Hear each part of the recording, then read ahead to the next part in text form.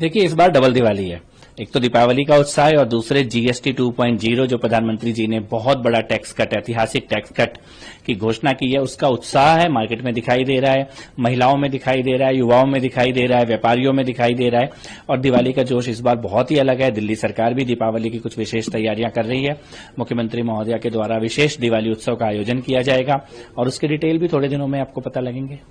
Sir, बात की तो त्योहारों के समय पर टूरिज्म बढ़ जाता है, तो आपकी बात दिल्ली में क्या कुछ टूरिज्म के नजरिए से भी देखा जा सकता है? देखिए, टूरिज्म के साथ साथ अब की बार हमारा जो कला एवं संस्कृति मंत्रालय है वो छठ पूजा की भव्य तैयारी कर रहा है और छठ की एक विशेष कमेटी भी बनाई गई है मुख्यमंत्री जी के द्वारा।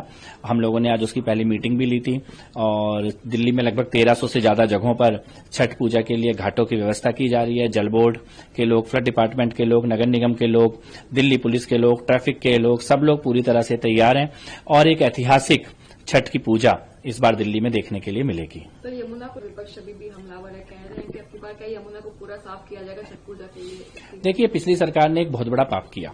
लगभग पिछले 6 साल से पूर्वांचल के लोगों को यमुना के तट पर छठ पूजा नहीं करने दी गई और केजरीवाल ने ये झूठ बोला कि ये कोर्ट का बैन है। हम लोगों ने जब पहली मीटिंग की, हमने कोर्ट का ऑर्डर ढूंढा, कहीं कोई कोर्ट का बैन नहीं था और ये 6 साल तक पूर्वांचल के लोगों का अपमान किया गया, जानबूझकर छठ पूजा को रोका गया।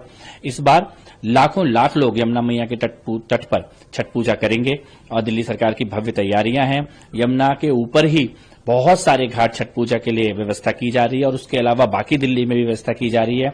भव्य सांस्कृतिक कार्यक्रमों का आयोजन होगा, स्वागत द्वार लगाए जाएंगे और मुझे लगता है कि जो संकल्प हमने चुनाव से पहले लिया था कि छठ की पूजा यमुना के तट पर होगी, सरकार के बनने के बाद पहली छठ पूजा है और हम अपने संकल्प को छठी मैया की कृपा से पूरा कर रहे हैं। Sir, eco friend green crackers के साथ दिवाली मनाने की बात अगली बार दिल्ली सरकार ने आपने कही, तो इसको लेकर क्या कहेंगे? नहीं, देखिए, हमने कोर्ट से कहा है और हमें पूरी आशा है कि कोर्ट से एक सकारात्मक फैसला आएगा। दिल्ली में ग्रीन क्रैकर बनाने और बेचने की परमिशन कोर्ट ने दे दी है।